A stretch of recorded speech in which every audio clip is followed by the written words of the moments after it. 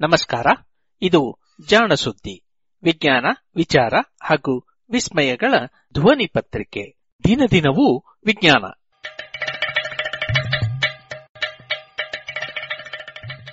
ಸಂಪುಟ 4, ಸಂಚಿಕೆ 45, ಅಕ್ಟೋಬರ್ 25, 2020. ಕಥಾ ಸಮಯ.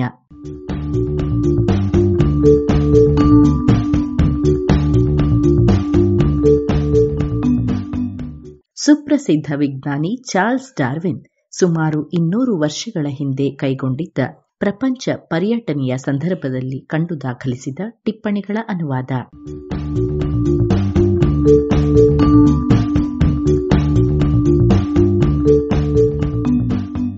ನೆರವು ಶ್ರೀಮತಿ ನಾಗರತ್ನ ಸ್ಮಾರಕ ಅನುದಾನ.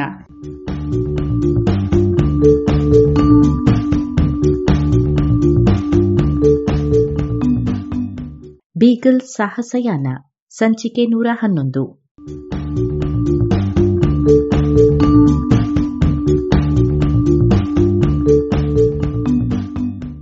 ನವೆಂಬರ್ 10.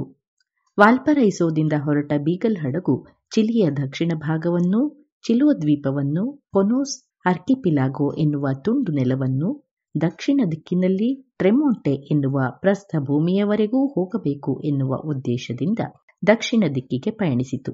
21ನೆಯ ತಾರೀಖು ನಾವು ಚಿಲೋ ದ್ವೀಪದ ರಾಜಧಾನಿಯಾದ ಕಾರ್ಲೋಸ್ ಬಳಿಯ ಕೊಲ್ಲಿಯಲ್ಲಿ ಲಂಗರು ಹಾಕಿದೆವು. ಈ ದ್ವೀಪವು ಸುಮಾರು 90 ಮೈಲು ಉದ್ದ ಹಾಗೂ 30 ಮೈಲಿಗಿಂತ ತುಸುವೇ ಅಗಲವಿದೆ. ನೆಲವೋ ಗುಡ್ಡ ಪ್ರದೇಶ, ಆದರೆ ಪರ್ವತಗಳಿಲ್ಲ. ಅಲ್ಲಲ್ಲಿ ಕಾಡು ತೆರವು ಮಾಡಿ ಕಟ್ಟಿರುವ ಗುಡಿಸಲುಗಳ ಸುತ್ತಲೂ ಬಿಟ್ಟರೆ ಇಡೀ ನೆಲವನ್ನೆಲ್ಲ ಕಾಡು ಆವರಿಸಿಕೊಂಡಿದೆ. ದೂರದಿಂದ ನೋಡಿದಾಗ ಇಲ್ಲಿನ ದೃಶ್ಯಗಳು ಸ್ವಲ್ಪ ಟೀರಾ ಡೆಲ್ ಫ್ಯೂಗೋದಲ್ಲಿರುವಂತೆ ಎನಿಸುತ್ತದೆ. ಆದರೆ ಹತ್ತಿರದಿಂದ ನೋಡಿದಾಗ ಈ ಕಾಡುಗಳು ಅಲ್ಲಿನದಕ್ಕೆ ಹೋಲಿಸಲಾಗದಷ್ಟು ಸುಂದರವಾಗಿದೆ. ದಕ್ಷಿಣ ಕರಾವಳಿಯಲ್ಲಿರುವ ನೀರಸವಾದ ಬೀಚ್ ಮರಗಳ ಬದಲಿಗೆ ಇಲ್ಲಿ ಉಷ್ಣವಲಯದ ಕಾಡಿನ ಗುಣವಿರುವ ಹಲವು ಬಗೆಯ ಸದಾ ಹಸಿರಿನ ಗಿಡಮರಗಳಿವೆ. ಆದರೆ ಚಳಿಗಾಲದ ಹವೆ ಮಾತ್ರ ಅಸಹನೀಯ. ಬೇಸಿಗೆಯದು ಸ್ವಲ್ಪ ಪರವಾಗಿಲ್ಲ.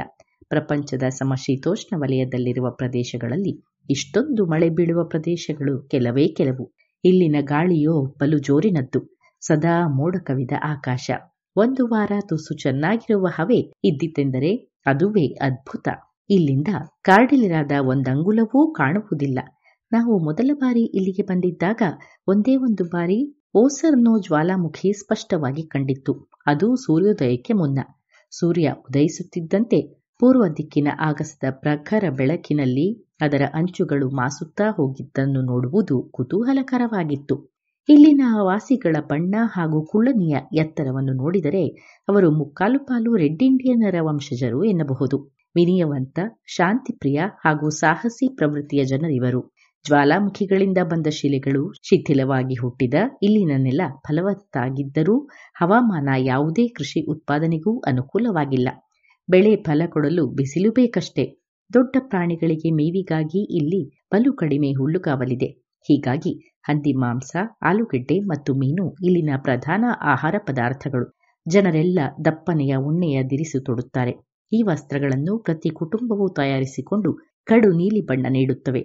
ಇಲ್ಲಿನ ಕಲೆ ಕೌಶಲಗಳು ಬರು ಪುರಾತನವೆನ್ನಬಹುದು.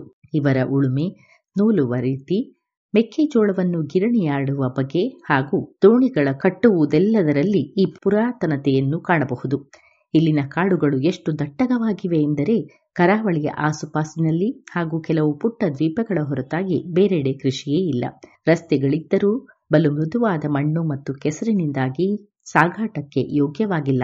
ಟೀರಾ ಡೆಲ್ ಫ್ಯೂಗೋದ ನಿವಾಸಿಗಳಂತೆಯೇ ಇಲ್ಲಿನವರೂ ಸಮುದ್ರ ತೀರಗುಂಟ ದೋಣಿಗಳಲ್ಲಿಯೇ ಸಾಗುತ್ತಾರೆ.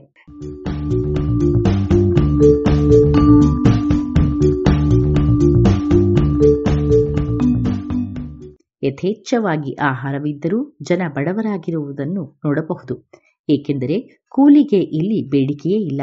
ಹೀಗಾಗಿ ಕೆಳಸ್ತರದ ಜನರಿಗೆ ಅಲ್ಪ ಖುಷಿ ಕೊಡುವಷ್ಟು ಸಂಪಾದನೆಯನ್ನೂ ಮಾಡಲು ಆಗುವುದಿಲ್ಲ. ಹಣದ ಕೊರತೆ ಇದೆ. ಏನೋ ಪುಟ್ಟ ವಸ್ತುವನ್ನು ಕೊಳ್ಳಲು ಬೆನ್ನ ಮೇಲೆ ಒಂದು ಚೀಲ ಇದ್ದಿಲು ಹೊತ್ತು ತಂದ ಒಬ್ಬನನ್ನು ನೋಡಿದ್ದೆ. ಮತ್ತೊಬ್ಬ ಒಂದು ಬಾಟಲಿ ಮದ್ಯಕ್ಕಾಗಿ ದೊಡ್ಡ ಹಲಗೆಯನ್ನು ಹೊತ್ತು ತಂದಿದ್ದ. ಹೀಗೆ ಇಲ್ಲಿನ ಪ್ರತಿ ಕುಶಲಕರ್ಮಿಯೂ ವ್ಯಾಪಾರಿಯಾಗಿರಬೇಕು ಹಾಗೂ ತಾನು ತಂದ ವಸ್ತುಗಳನ್ನು ವಿನಿಮಯ ಮಾಡಿಕೊಂಡು ವ್ಯಾಪಾರ ಮಾಡಬೇಕು. ನವೆಂಬರ್ 24. ಈಗ ಕ್ಯಾಪ್ಟನ್ ಆಗಿರುವ ಮಿಸ್ಟರ್ ಸಲಿವಾನ್ ಜೊತೆಗೆ ಒಂದು ಹಾಯಿ ದೋಣಿಯನ್ನು, ಒಂದು ದೊಡ್ಡ ದೋಣಿಯನ್ನು, ಚಿಲೋ ದ್ವೀಪದ ಒಳ ಕರಾವಳಿಯನ್ನು ಸರ್ವೆ ಮಾಡಿಕೊಂಡು ಬಂದು ದ್ವೀಪದ ದಕ್ಷಿಣ ತುದಿಯವರೆಗೆ ಬಂದು ಅಲ್ಲಿ ಬೀಗಲ್ ಹಡಗನ್ನು ತಲುಪುವಂತೆ ಆದೇಶ ನೀಡಲಾಯಿತು. ಅಲ್ಲಿಂದ ಮುಂದೆ ಬೀಗಲ್ ಇನ್ನೊಂದು ಬದಿಯ ಕರಾವಳಿಯ ಗುಂಟ ಸಾಗಿದರೆ ಇಡೀ ದ್ವೀಪವನ್ನು ಒಂದು ಸುತ್ತು ಹೊಡೆದಂತಾಗುತ್ತದೆ ಎನ್ನುವುದು ಅಂದಾಜು. ನಾನು ಈ ಯಾತ್ರೆಯಲ್ಲಿ ಸೇರಿಕೊಂಡೆ. ಆದರೆ ಮೊದಲ ದಿನ ದೋಣಿಯಲ್ಲಿ ಹೋಗುವ ಬದಲಿಗೆ ದ್ವೀಪದ ಉತ್ತರ ತುದಿಯಲ್ಲಿದ್ದ ಚಕಾವೋವನ್ನು ತಲುಪಲು ಕುದುರೆಗಳನ್ನು ಬಾಡಿಗೆಗೆ ಪಡೆದೆ. ರಸ್ತೆಯು ಕರಾವಳಿಯ ಪಕ್ಕದಲ್ಲಿಯೇ ಸಾಗಿತ್ತು. ಅಲ್ಲಲ್ಲಿ ಅದು ಒಳ್ಳೆಯ ಕಾಡುಗಳಿದ್ದ ವನಗಳನ್ನು ಹಾಯುತ್ತಿತ್ತು. ಇಂತಹ ನೆರಳಿರುವ ಜಾಗಗಳಲ್ಲಿರುವ ರಸ್ತೆಯು ಸಂಪೂರ್ಣವಾಗಿ ಮರದ ದಿಮ್ಮಿಗಳಿಂದಲೇ ಆಗಿದ್ದುವು. ಮರಗಳನ್ನು ಚಪ್ಪಟೆಯಾಗಿಸಿ ಒಂದರ ಪಕ್ಕ ಒಂದನ್ನಿಟ್ಟು ರಸ್ತೆ ನಿರ್ಮಿಸಿದ್ದರು. ಏಕೆಂದರೆ ಸೂರ್ಯನ ಕಿರಣಗಳು ರಸ್ತೆಯನ್ನು ತಾಕುತ್ತಲೇ ಇರಲಿಲ್ಲವಾದ್ದರಿಂದ. ನೆಲವೆಲ್ಲವೂ ಬಲು ತೇವವೂ ಮೃದುವೂ ಆಗಿದ್ದವು. ಹೀಗಾಗಿ ಈ ರೀತಿಯ ರಸ್ತೆ ಇಲ್ಲದೆ ಯಾವ ಮನುಷ್ಯನೂ ಕುದುರೆಯೂ ಅಲ್ಲಿ ಸಾಗಲು ಆಗುತ್ತಿರಲಿಲ್ಲ. ದೋಣಿಗಳು ಬಂದು ರಾತ್ರಿ ಕಳೆಯಲೆಂದು ಟೆಂಟು ಹಾಕಿದ ಸ್ವಲ್ಪ ಸಮಯದಲ್ಲಿಯೇ ನಾನು ಅಲ್ಲಿಗೆ ಬಂದು ತಲುಪಿದೆ. ಇಲ್ಲಿನ ನೆರೆಹೊರೆಯ ಕಾಡನ್ನು ಸಾಕಷ್ಟು ತೆರೆಯಲಾಗಿದೆ. ಕಾಡಿನೊಳಗೆ ಅಲ್ಲಲ್ಲಿ ಬಲು ಸುಂದರವಾದ ಶಾಂತ ಸ್ಥಳಗಳೂ ಇದ್ದುವು. ಚಕಾವೋ ಆ ಮೊದಲು ದ್ವೀಪದ ಪ್ರಮುಖ ಬಂದರಾಗಿತ್ತು. ಆದರೆ ಅಲ್ಲಿನ ನೀರೋಣಿಗಳಲ್ಲಿದ್ದ ಬಲು ಅಪಾಯಕಾರಿ ನೀರಿನ ಪ್ರವಾಹದಿಂದಾಗಿ ಹಲವು ಹಡಗುಗಳು ನಷ್ಟವಾಗಿದ್ದರಿಂದ ಅಲ್ಲಿನ ಸ್ಪೇನಿಯ ಸರ್ಕಾರ ಚರ್ಚನ್ನು ಸುಟ್ಟು ಹಾಕಿಬಿಟ್ಟಿತ್ತು. ಹೀಗೆ ಅದು ಬಲವಂತವಾಗಿ ಅಲ್ಲಿನ ನಿವಾಸಿಗಳು ಸೇಂಟ್ ಕಾರ್ಲೋಸಿಗೆ ವಲಸೆ ಹೋಗುವಂತೆ ಮಾಡಿತ್ತು. ನಾವಿನ್ನೂ ಕಾಲೂರಿದ್ದೆವಷ್ಟೇ. ಅಷ್ಟರಲ್ಲೇ ಅಲ್ಲಿನ ಗವರ್ನರು ನಮ್ಮನ್ನು ಸಂಧಿಸಲೆಂದು ಬರಿಗಾಲಿನಲ್ಲಿಯೇ ನಡೆದು ಬಂದ. ದೋಣಿಯ ಹೂವೆ ಮರದಲ್ಲಿ ಹಾರುತ್ತಿದ್ದ ಇಂಗ್ಲೆಂಡಿನ ಬಾವುಟವನ್ನು ನೋಡಿದೆ. ಇದೇನು ಇದು ಇನ್ನು ಮುಂದೆ ಚಿಕಾಗೋದಲ್ಲಿ ಯಾವಾಗಲೂ ಹಾರುತ್ತದೆಯೋ ಎಂದು ನಿರ್ಭಾವುಕನಾಗಿ ಪ್ರಶ್ನಿಸಿದ್ದ. ಹಲವು ಕಡೆಗಳಲ್ಲಿ ಇಂಗ್ಲೆಂಡ್ನ ದೋಣಿಗಳನ್ನು ಕಂಡು ನಿವಾಸಿಗಳು ಅಚ್ಚರಿಗೊಂಡಿದ್ದರು. ಚಿಲಿ ಸರ್ಕಾರದ ಆಡಳಿತದಲ್ಲಿದ್ದ ಆ ಪ್ರದೇಶವನ್ನು ಮುಕ್ತಗೊಳಿಸಲು ಬಂದ ಸ್ಪೇನಿಷ್ ಸೈನ್ಯದ ಮುಂಚೂಣಿ ಪಡೆ ಇದಿರಬೇಕು ಎಂದು ಅವರು ಆಶಿಸಿದ್ದರು. ಎಲ್ಲರಿಗೂ ನಮ್ಮ ಆಗಮನದ ಬಗ್ಗೆ ಮುಂದಾಗಿಯೇ ತಿಳಿಸಲಾಗಿದ್ದರಿಂದ ಅಧಿಕಾರಿಗಳೆಲ್ಲ ಬಲು ವಿನಯದಿಂದಲೇ ನಡೆದುಕೊಂಡರು. ನಾವು ಅಲ್ಲಿ ರಾತ್ರಿ ಊಟ ಮಾಡುವಾಗ ಗವರ್ನರ್ ಕೂಡ ಬಂದನು. ಆತ ಆ ಮೊದಲ ಸ್ಪೇನಿಷ್ ಸೇನೆಯಲ್ಲಿ ಲೆಫ್ಟಿನೆಂಟ್ ಕರ್ನಲ್ ಆಗಿದ್ದವ. ಆದರೆ ಈಗ ಬಲು ಬಡವನಾಗಿದ್ದ. ಆತ ನಮಗೆ 2 ಕುರಿಗಳನ್ನು ಕೊಟ್ಟ. ಉತ್ತರವಾಗಿ ನಾವು ನೀಡಿದ 2 ಹತ್ತಿಯ ಕರವಸ್ತ್ರಗಳನ್ನು, ಕೆಲವು ಹಿತ್ತಾಳೆ ಒಡವೆಗಳನ್ನು, ಒಂದಿಷ್ಟು ತಂಬಾಕನ್ನು ಪಡೆದುಕೊಂಡ.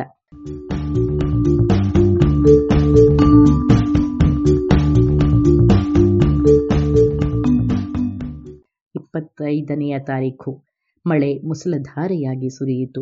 ಹಾಗಿದ್ದು ನಾವು ಹವಾಪಿ ಲೆನೋವು ಬಳಿಗೆ ಕರಾವಳಿಯ ಗುಂಟ ಹೋದೆವು. ಚಿಲೋ ದ್ವೀಪದ ಈ ಪೂರ್ವ ಭಾಗದಲ್ಲಿ ಒಂದು ವಿಶೇಷವಿದೆ. ಅದು ಕಣಿವೆಗಳಿಂದ ಪುಟ್ಟ ಪುಟ್ಟ ನಡುಗಡ್ಡೆಗಳಾಗಿ ಒಡೆದ ಒಂದು ಬಯಲು. ಇಡೀ ಪ್ರದೇಶವೆಲ್ಲವೂ ದುರ್ಗಮವಾದ ದಟ್ಟ ಹಸಿರಿನ ಕಾಡಿನಿಂದ ತುಂಬಿತ್ತು. ಕಾಡಿನಾಂಚಿನಲ್ಲಿ ಎತ್ತರದ ಛಾವಣಿಯಿದ್ದ ನಿವಾಸಿಗಳ ಸುತ್ತಲೂ ಸ್ವಲ್ಪ ತೆರೆದ ಪ್ರದೇಶವಿತ್ತು. 26ನೆಯ ತಾರೀಖು ನಿಚ್ಚಳವಾದ ಆಕಾಶದಲ್ಲಿ ಸೂರ್ಯೋದಯವನ್ನು ಕಂಡೆವು. ದೂರದಲ್ಲಿದ್ದ ಓರ್ಸಾನೋ ಜ್ವಾಲಾಮುಖಿಯಿಂದ ಹೊಗೆ ಬುಸುಗುಡುತ್ತಿತ್ತು. ಅಪ್ಪಟವಾದ ಶಂಖುವಿನಾಕಾರದಲ್ಲಿ ರೂಪುಗೊಂಡಿರುವ ಈ ಸುಂದರ ಜ್ವಾಲಾಮುಖಿ ಈಗ ಹಿಮದಿಂದಾಗಿ ಬಿಳಿಯಾಗಿದ್ದು ಕಾರ್ಡಿರೆಲಾದ ಹಿನ್ನೆಲೆಯಲ್ಲಿ ಎದ್ದು ತೋರುತ್ತಿತ್ತು. ಪಾತ್ರೆಯಾಕಾರದ ಶಿಖರವಿರುವ ಮತ್ತೊಂದು ಜ್ವಾಲಾಮುಖಿಯು ತನ್ನ ಬಾಯಿಯಿಂದ ಆಗಾಗ್ಗೆ ಹಬೆಯನ್ನು ಚಿಮ್ಮುತ್ತಿತ್ತು. ಅನಂತರ ನಾವು ಕಾರೋಕಾಡೋ ಪರ್ವತದ ಎತ್ತರದ ಶಿಖರವನ್ನು ಕಂಡೆವು. ಹೀಗೆ ನಾವು ಒಂದೇ ಕಡೆಯಿಂದ ಈ 3 ಸಕ್ರಿಯವಾಗಿದ್ದ 7,000 ಅಡಿಗಳಷ್ಟು ಎತ್ತರದ ಜ್ವಾಲಾಮುಖಿಗಳನ್ನು ಕಂಡೆವು. ಇದಲ್ಲದೆ ಇನ್ನೂ ದಕ್ಷಿಣಕ್ಕೆ ಹಿಮ ಕವಿದ ಎತ್ತರದ ಶಂಖುಗಳನ್ನೂ ನಾವು ಕಂಡೆವು. ಇವು ಸಕ್ರಿಯವಾಗಿಲ್ಲದಿದ್ದರೂ ಜ್ವಾಲಾಮುಖಿಗಳಿಂದ ಹುಟ್ಟಿದ ಪರ್ವತಗಳೇ ಸರಿ. ಇಲ್ಲಿ ಕಾಣುವ ಆಂಡೀಸ್ ಪರ್ವತಗಳ ಸರಣಿಯು ಚಿಲಿಯಲ್ಲಿರುವಷ್ಟು ಎತ್ತರದ ಗುಡ್ಡಗಳಲ್ಲ. ಅಲ್ಲದೆ ಇವು ದ್ವೀಪದ ವಿವಿಧ ಭಾಗಗಳ ನಡುವೆ ಸರಿಯಾದ ತಡೆಗೋಡೆಯಾಗಿಯೂ ಇದ್ದಂತೆ ತೋರುವುದಿಲ್ಲ. ಉತ್ತರ ದಕ್ಷಿಣ ದಿಕ್ಕಿನಲ್ಲಿ ಚಾಚಿಕೊಂಡಿರುವ ಈ ಬೃಹತ್ ಪರ್ವತ ಶ್ರೇಣಿಯು ವಕ್ರವಾಗಿರುವಂತೆ ಭಾಸವಾಗುತ್ತದೆ. ಇದೊಂದು ದೃಷ್ಟಿಭ್ರಮೆ. ಏಕೆಂದರೆ ಪ್ರತಿಯೊಂದು ಶಿಖರದ ತುದಿಯಿಂದಲೂ ಸರಳ ರೇಖೆಯನ್ನು ಎಳೆದಾಗ ಅದು ನೋಡುಗನ ಬಳಿಗೆ ಅರೆ ವೃತ್ತಾಕಾರದಲ್ಲಿ ಜೋಡಿಸಿರುವ ಬೆಟ್ಟಗಳಿಂದ ಬಂದಂತೆ ಅನಿಸುತ್ತವೆ. ಇದಕ್ಕೆ ಕಾರಣ ಇಲ್ಲಿನ ಹವೆ ನಿಚ್ಚಳವಾಗಿಲ್ಲದರಿಂದ ಈ ಶಿಖರಗಳು ಹತ್ತಿರವಿವೆಯೋ ದೂರವೋ ಎಂದು ಅಂದಾಜಿಸಲಾಗುವುದಿಲ್ಲ. ಹೀಗಾಗಿ ಇವೆಲ್ಲವೂ ಒಂದು ಸಪಾಟದ ಅರೆ ವೃತ್ತದ ಅಂಚಿನಲ್ಲಿರುವಂತೆ ತೋರುತ್ತವೆ.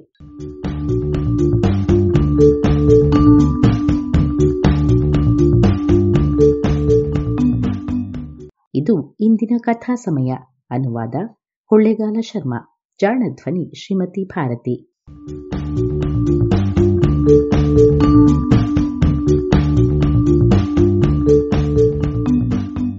ನೆರವು ಶ್ರೀಮತಿ ನಾಗರತ್ನ ಸ್ಮಾರಕ ಅನುದಾನ.